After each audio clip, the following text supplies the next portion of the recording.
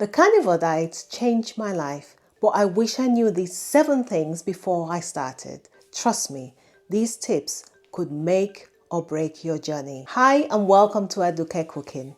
I have been on the carnivore diet for almost 2 years now.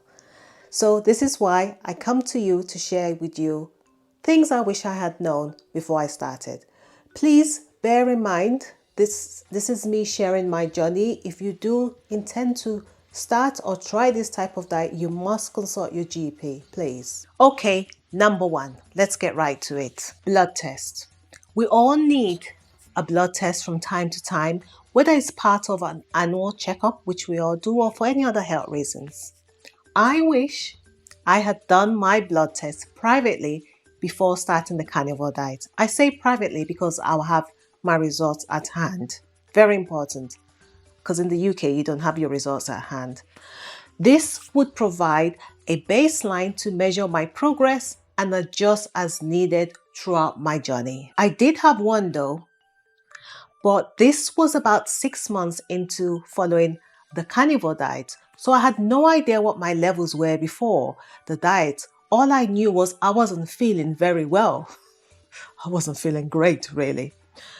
So if you're starting a carnivore diet, try to get your bloods done initially and then consider doing it either yearly if you wish or 6 monthly if you can afford it. This is one of the many ways to monitor your overall health, identify any issues early, and most importantly, you do have a measure. You can measure any improvements and adjust as you go on this journey, really. Number 2, electrolytes. When starting a carnivore diet, your body, often shifts into ketosis, which is because we're basically reducing our carbohydrates. And this leads to your body losing more water and electrolytes such as sodium, magnesium, and potassium. This can result into a lot of imbalance, making us feel tired. You can have the muscle cramps, you can have headaches, and these are one of the things I started to experience when I started the carnivore diet. I had no idea that we need to use electrolytes. Would you believe that? But then I learned about the need and the importance of electrolytes.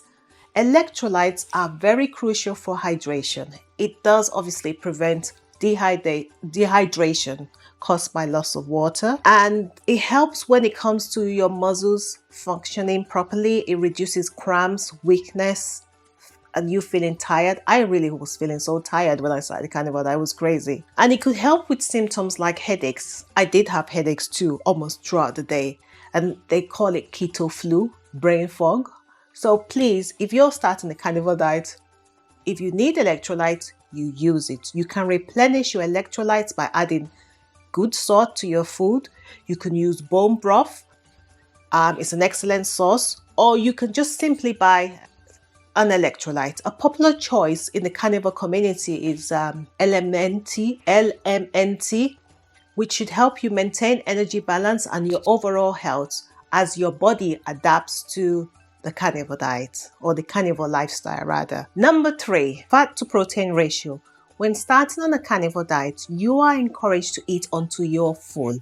But I had no idea that the ratio of fat to protein or protein to fat is important, depending on your goals, obviously. Even almost 18 months in, I'm still trying to figure it out. Getting the ratio of fat to protein right is very important, especially when you want to optimize your energy levels and your overall health. It also helps you feel fuller longer. Fat in particular does that work. While the ideal ratio can vary based on your personal goals or our personal goals, such as weight loss, muscle building, or maintenance, I can tell you I'm now learning how to use an app such as MyFitnessPal, so I can make adjustments as needed on this journey, really. I'm still learning about the fat to protein ratio. It's not been very easy, but I'm getting there. So if you're still here, please comment on this, subscribe, and share with somebody who you think this might be useful for. It would be nice to hear from you. Thank you so much. Now let's go to number 4. Not all meats are created equal. You know, a carnivore diet is meat heavy. And I do really enjoy eating meat. Even before I started on a carnivore diet, I love meat. But what I've noticed since being on this journey is not all meats taste the same.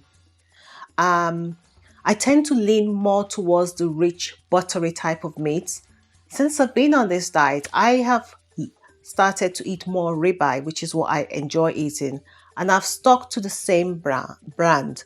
But even with that, there's always a difference in taste, which is so annoying, especially when you feel you need to buy in bulk, which will save you money, especially because this is what you eat more of. So what I've obviously learned is there's various factors that could affect the taste and the flavor of the and even the quality of the beef. It might be things like environmental factor where the the cows were raised, the diet the cow has been on, the aging process, and there's a lot of factors that can affect the flavor of it.